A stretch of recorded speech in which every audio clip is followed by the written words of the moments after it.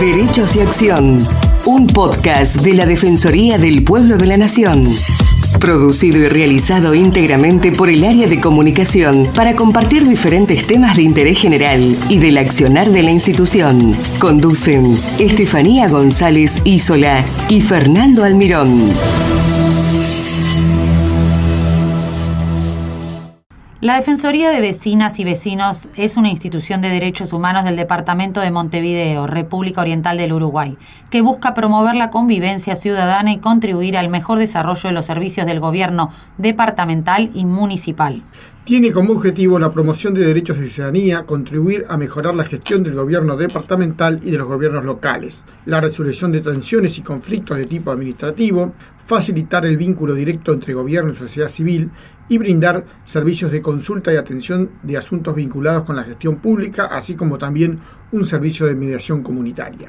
Para hablar sobre el tema del trabajo de la Defensoría y sobre la red de mujeres FIO, estamos en comunicación con Virginia Fernández Parodi, quien es la encargada del área de comunicación y relaciones institucionales de la Defensoría de Vecinos y Vecinas de Montevideo, y a su vez coordina la red de mujeres de la región del Cono Sur de la Federación Iberoamericana del Ombudsman. Hola Virginia, ¿cómo estás? Gracias por estar con nosotros. Hola, ¿cómo están? Bueno, muy honrada por la invitación y bueno, muchas gracias. Muy hermoso el trabajo que hacen, la verdad. He estado escuchando sus podcasts y la verdad, muy bueno. Muchas gracias. Bueno, Virginia, creo que primero nos cuentes o nos des un panorama del trabajo de la Defensoría de Vecinas y Vecinos de Montevideo, cuáles son los temas en los que está más enfocado. Me imagino que seguramente todo lo que sea hoy en día el tema de los derechos de la mujer, ¿no? Pero también los temas en general. Contanos un poco. Bueno, la Defensoría es una institución ombudsperson, ¿no? De las características de defensorías del pueblo, que sí es a nivel departamental, o sea, nuestra jurisdicción es el departamento de Montevideo exclusivamente, y es una de las primeras en sus características. Primero fue comisionado parlamentario, el defensor para las cárceles, para las personas privadas de libertad,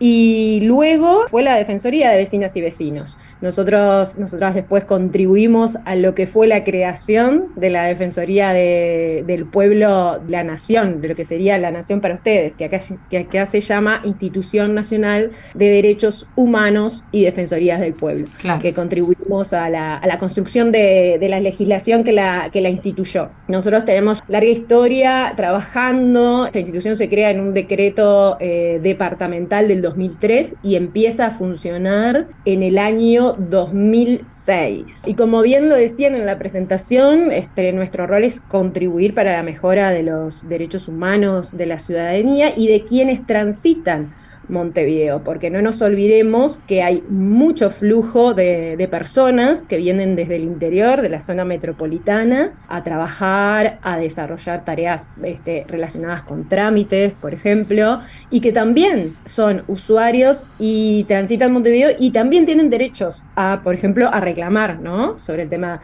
sobre la ciudad, ¿no? Sobre el transporte, sobre el arbolado, sobre otras temáticas. Nosotros hemos trabajado varias temáticas desde nuestros inicios que han cambiado. Por ejemplo, en una primera etapa de trabajo, cuando el defensor era Fernando Rodríguez, recuerdo que uno de los reclamos que más nos llegaban eran los relacionados al arbolado público. El arbolado del ornato público era una de las cosas que más les molestaba a los vecinos y las vecinas y que menos recibía una respuesta desde la administración pública, ¿no? El tema de la contaminación acústica también, el tema de los tributos, de la contribución inmobiliaria. Y bueno, y en base a eso, en base a las quejas y a los reclamos presentados por las personas, en base a eso empezamos a trabajar, a hacer recomendaciones. Inclusive, bueno, en el tema de arbolado público me acuerdo que logramos hasta que se hiciera una auditoría en lo que era la intendencia, ¿no? En lo que es la intendencia de Montevideo. Y eso hoy en día, por ejemplo, muchísimos años después, 15 años después, ya no es un problema. Sí se sigue reclamando, pero no es uno de los primeros temas reclamados en la Defensoría. Se logró mejorar también con la aparición del tercer nivel de gobiernos, que son los municipios. Montevideo está dividido ahora desde el 2008-2009 en 8 municipios y se descentralizó, por ejemplo, el trabajo con respecto al arbolado público, y los municipios empezaron a desarrollar ese trabajo, se pusieron un poco al día con lo que eran los reclamos de los vecinos y las vecinas. A veces nosotros hablamos de arbolado público y decís, bueno, pero no es tan importante, ¿o no? Y sí es importante. Fundamental, además, y además, sobre todo, claro, grandes urbes, pues ya Montevideo es una urbe grande. Te iba a decir también esto, ustedes reciben gente de todo el país también, y es una ciudad receptiva y por esto también tiene otros problemas más grandes, como quien dice, quizás que una ciudad pequeña del interior, ¿no? Es decir, los problemas claro, se acrecientan en una ciudad así. Y sigue creciendo Montevideo, además, ¿no? Sigue creciendo, se sigue expandiendo por los barrios, ¿no? Sí, se sigue expandiendo, sigue creciendo, cada vez más personas viven en la ciudad, ya lo sabemos, ya en Naciones Unidas ha hecho estudios y cada vez más personas van a vivir en las ciudades. Entonces, es un desafío. Es un desafío vivir en la ciudad, es un desafío la convivencia en la ciudad, también por eso nuestro programa de mediación comunitaria, respondiendo a eso también, respondiendo a los reclamos de las personas en relación a la convivencia. Para Virginia, para que los oyentes sepan, ¿qué es el servicio de mediación comunitaria que ofrece la Defensoría entonces? Bueno, es un servicio, o sea, que media entre las personas, entre conflictos vecinales. Sí. Nosotros tenemos mediadores y mediadoras formadas para eso en la Defensoría, que aparte hace muchísimo tiempo que empezamos con esta temática. Inclusive, bueno, un ex defensor de la Nación, Alejandro Nató, sí, que estuvo cumpliendo funciones en la Defensoría y que, bueno, que también es, si no me equivoco, o tal vez ya no es funcionario de la Defensoría de la Nación. Sigue trabajando con nosotros, sí. Le debemos muchísimo, Alejandro. Sí, porque Alejandro además es un especialista en el tema de mediación comunitaria. Experto. Y nosotros le debemos muchísimo a Alejandro porque fue un poco a través de un artículo que nos llegó de él, que empezamos a leer y dijimos, claro, esto vendría muy bien para desarrollar en nuestra Defensoría, porque, ¿qué pasa? Nos quedábamos sin respuesta ante esas problemáticas que nos traían las personas de, bueno, mi vecino toca la batería todo el día, claro, y la verdad yo no puedo descansar, no puedo estudiar, no puedo...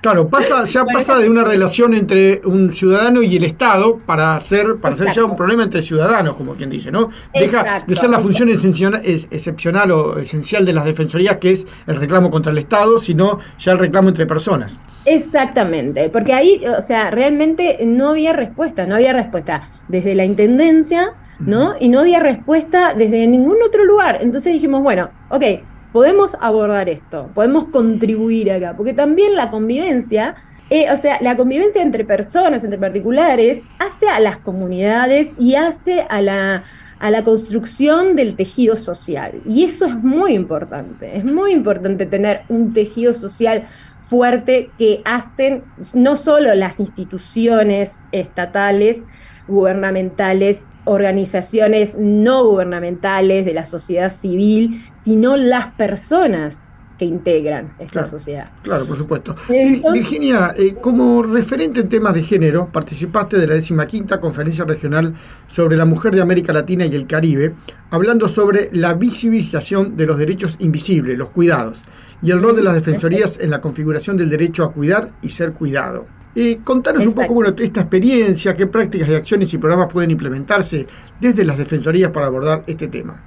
Bueno, yo ahí hicimos realmente la participación en la conferencia, estuvo muy bien, aparte de que nos dio visibilidad como red, ¿no? Como red de defensoría de mujeres de la FIO, de la Federación Iberoamericana de Ombudsperson. Y bueno, trabajamos ahí desde la red Cono Sur, con el apoyo obviamente de la red general, hicimos un estilo de conversatorio ahí, ¿no? Y hablamos sobre el tema de los cuidados y cómo aportamos desde las defensorías a esas cuestiones. Además de las defensorías que exclusivamente tienen áreas que trabajan con víctimas de violencia de género, también llevarlos a las defensorías que no trabajan directamente con ese tema, ¿no? Nuestra defensoría, por ejemplo, no tiene un área específica para trabajar con víctimas de violencia, sino que interactuamos con otras organizaciones y otras instituciones del Estado, ¿no? Para abordar esas temáticas. Pero en relación a esto, lo que abordé fue una ciudad de los cuidados, por ejemplo, ¿no? Sí. Entonces, ¿cómo nos movemos por la ciudad y cómo las ciudades están diseñadas y pensadas para personas que están en el pleno desarrollo de sus capacidades, que son aparte diseñadas en base a lo que es el androcentrismo, ¿no? El varón blanco, heterosexual, con poder adquisitivo. Entonces, siempre siempre la ciudad está mejor y brinda mejores servicios para estas personas, ¿tá? Tenemos ciudades en las cuales no podemos tener un lugar para descansar, por ejemplo, si somos una señora mayor, si tenemos un problema de capacidad motriz, si no, por ejemplo, si no consumimos, si no es a través de un intercambio económico con algún negocio que me permite sentarme y tomar algo fresco en un día de calor. Claro, en un bar. ¿No? Sí. ¿Y Virginia, existe entonces un derecho al cuidado? Existe, o sea, el derecho al cuidado tiene que ser concebido como un derecho, ¿no? Okay. En Uruguay se trabajó muchísimos años con el Sistema Nacional de Cuidados, que ahora lamentablemente se ha visto mermado los servicios, estaba bajo la órbita del Ministerio de Desarrollo Social, y realmente en estos últimos años se ha visto mermado varios servicios de lo que es el Sistema Nacional de Cuidado, que tenía un equipo de personas formadas para cuidar a personas que eran dependientes, ¿no? Y que realmente esas personas dependientes están bajo el cuidado de mujeres. Claro, eso no generando es lo que conocemos como segunda jornada laboral no paga. Claro. No reconocida como trabajo. Exactamente. Entonces, ¿qué hacía el Sistema Nacional de Cuidado? Apuntaba a liberar a las mujeres de esa segunda jornada laboral, o por lo menos de liberarla en parte. ¿Para qué? Claro. Para que pudiéramos tener derecho a otras cosas, al goce, al ocio de nuestras vidas y poder vivir y desarrollar nuestras vidas personales, ¿no? También, o sea, el transporte público. Claro. Pensemos en el transporte público. Sí. Pensemos en quiénes usan más el transporte público. Las mujeres. ¿Por qué? Porque los varones, también acá tenemos otras interseccionalidades que tenemos que tener en cuenta. Ojo, el tema de la raza, el tema de la condición económica. Pero hablando y focalizándonos en el tema de género, las que más usan el transporte público, por lo menos acá en Montevideo, son las mujeres. Claro. ¿Ah? Y Virginia, ¿Y para qué? Sí. ¿Para qué lo usan? Para servir a otras personas, para cuidar a otras personas, para llevar a las niñas, niños al colegio, para llevar al abuelo, a la abuela al médico. Entonces, a la salud, a los centros de salud, al hospital, acompañarlo. Para acercarse a los centros de salud. Entonces, pensemos, ¿cuántas mujeres, este estudio no está hecho, pero estaría muy interesante hacerlo, cuántas mujeres están usando el transporte público, por ejemplo, para ir a un centro cultural, para ir al cine, para ir, para hacer cosas para ellas mismas? Sí, ¿no? Sí, te entendemos. ¿Y cómo podemos lograr un sistema integral que nos tenga en cuenta y cuide a todas las personas? Y bueno, primero poniendo el foco en eso, en que realmente las mujeres somos las que han sido, las que hemos sido sobrecargadas por el cuidado. Claro, ¿no? Sí. Segundo, que no estamos obligadas a hacerlo. Que el cuidado no tiene nada que ver con el amor, eso es importante también. Yo puedo quererte mucho y no estar obligada a cuidarte, y vos tampoco estar obligada a cuidarme a mí.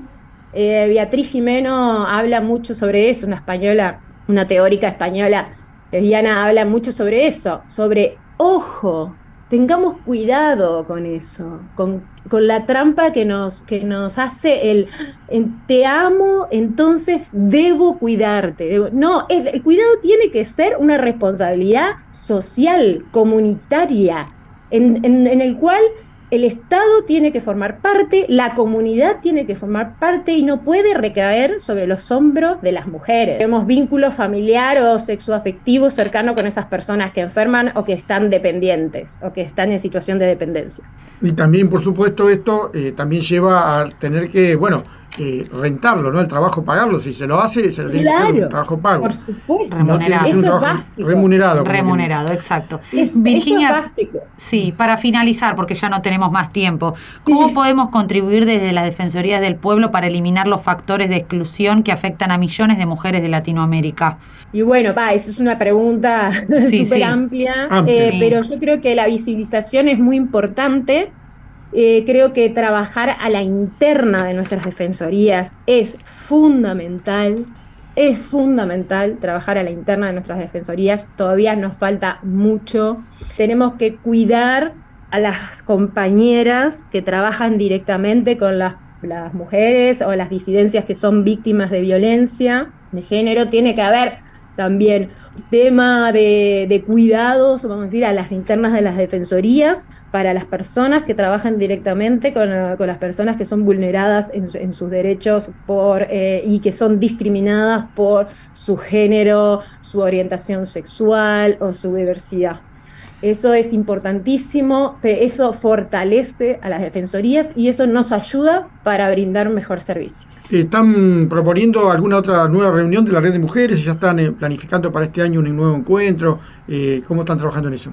Bueno, nosotras como red tenemos un espacio mensual de reuniones que nos reunimos mensualmente todas las coordinadoras de las distintas regiones con la coordinadora general. Hemos trabajado mucho en cuestiones online, porque bueno, también a veces llegar a los países o hacer reuniones en algunos países nos cuesta bastante dinero, entonces, y hay algunas defensorías que realmente han visto mermados sus presupuestos o que sus presupuestos son bastante acotados. Entonces hemos usado este espacio virtual en nuestro beneficio y tenemos un espacio mensual de reunión, de planificación, de actividades. Y ahora la próxima actividad así con encuentro sería en noviembre, si no me equivoco, en Colombia, que es la Asamblea y Congreso General de FIO. Ahí vamos a aprovechar, la idea es aprovechar unos días previos y poder juntarnos allí y hacer una reunión de la red exclusiva. Mientras tanto, vamos trabajando todo lo que sea online. Ahora tenemos un espacio que brinda la Defensoría de Chiapas, que se llama Plática de los Lunes. Es una plática mensual también, el último lunes de cada mes. Y ahí estamos contactando expertas en diferentes temáticas que brindan charlas, y ahí hay un espacio de preguntas, y brindamos eso está colgado en nuestras redes sociales, está en todo el servicio de todas las defensorías y de todas las personas que estén interesadas. Perfecto, Virginia, la verdad que un placer haber hablado con nosotros, te agradecemos mucho y muy interesante, y seguimos en contacto, por supuesto. Bueno, seguimos en contacto, les agradezco este espacio y bueno, muchas gracias y sigan adelante con esto que es bárbaro, ¿no? Bueno, muchas gracias. Muchas gracias, Virginia. Mucha suerte entonces para la Defensoría de Vecinas y Vecinos de Montevideo. Hasta luego. Muchas gracias. Adiós. Muchas gracias por escucharnos. Los esperamos en una nueva emisión de Derechos y Acción.